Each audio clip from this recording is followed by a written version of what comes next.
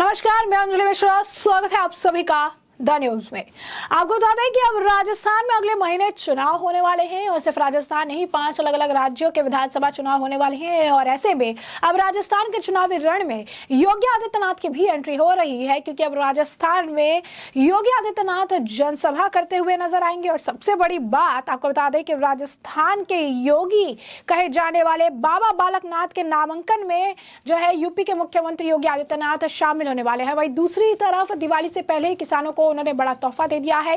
क्या है पूरा मामला, विस्तार से समझेंगे। सबसे पहले बात कर लेते हैं राजस्थान की।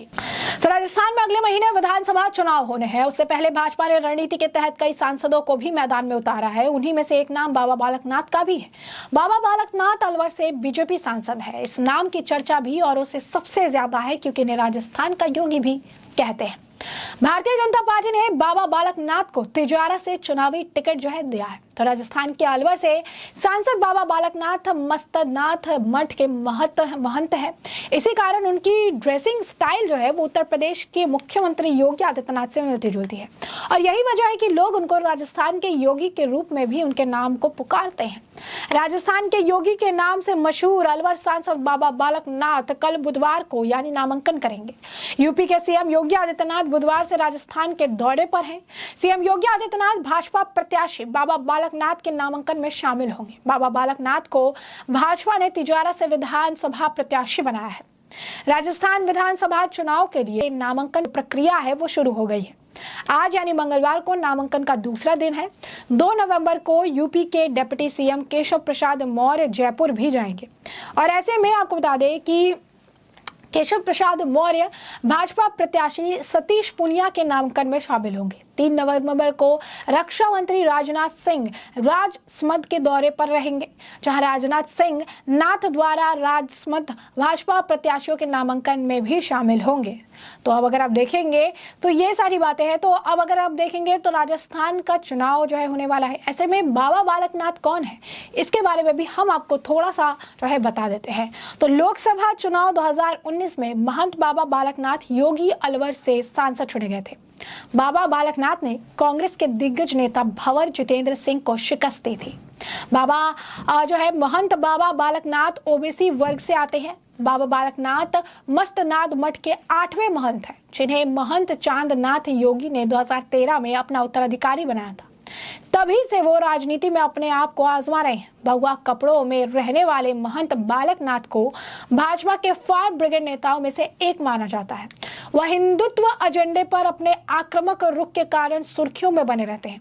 अपने फायर ब्रांड वाली छवि के चलते वो आम जन में काफी फेमस है। बाबा बालकनाथ ओबीसी कैटेगरी से आते हैं। साल 2019 के लोकसभा चुनावों में बाबा बालकनाथ ने अलवर से कांग्रेस के दिग्गज नेता भंवर जितेंद्र सिंह को शिकस्त दी थी, जिसके बाद बाबा बालकनाथ पहली बार सांसद बने। कांग्रेस के दिग्गज नेता को करारी पटखनी देने के बाद बाबा के नाम की राजनीति के गलियारे में चर्चा होने लगी। बालकनाथ उस वक्त भी चर्चा में आए थे जब उन्होंने राजस्थान पुलिस के डीएसपी को थाने में घुसकर धमकाया था। भाजपा कार्यकर्ताओं को हिरासत में लेने से नाराज सांसद ने डीएसपी से कहा था कि मेरा नाम याद रखना, मेरी सूची में 3 लोग हैं, एक तो यहाँ के विधायक, पुराने थानेदार, अब आप भी मेरे लिस्ट में हैं। बाबा बालकनाथ के आसपास के क्षेत्र में काफी ज्यादा अच्छी पकड़ है और वह लोगों में अपने हिंदुत्व एजेंडे को लेकर भी काफी ज्यादा प्रचलित है। 2019 के लोकसभा चुनाव के दौरान उत्तर प्रदेश के मुख्यमंत्री योगी आदित्यनाथ ने बालकनाथ के लिए प्रचार करने के लिए अलवर का दौरा किया।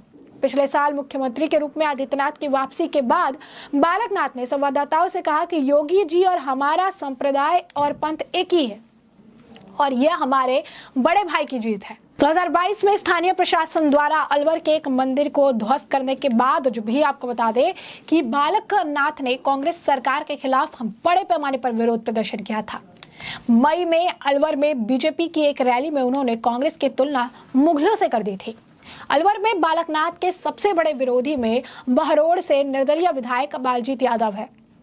ऐसे में आपको बता दें कि 25 नवंबर को जो है राजस्थान में वोटिंग होने वाली है और 3 दिसंबर को जो है इसका रिजल्ट आने वाला है। तो जो मतदान है वो जो है 25 नवंबर को होंगे। सभी 200 सीटों पर एक ही चरण में वोटिंग होगी। राजस्थान विधानसभा चुनाव का जो रिजल्ट है वो 3 दिसंबर को घोषित किया जाएगा। इनफैक्ट 3 दिसंबर को अगर आप कहेंगे तो 3 दिसंबर को जो 5 राज्य है जहां जहां चुनाव हो रहे हैं वहां सभी का रिजल्ट जो है वो घोषित किया जाएगा। तो ऐसे में स्पष्ट तौर पर अगर आप देखेंगे तो योगी आदित्यनाथ भी अब इस रण में कूद चुके हैं। योगी आदित्यनाथ और जो है बाबा बालक नाथ के बारे में भी हमने आपको बताया कि किस तरीके से बाबा बालक नाथ को जो है राजस्थान का योगी कहा जाता है और बाबा बालक नाथ योगी आदित्यनाथ को अपना बड़ा भाई भी कहते हैं।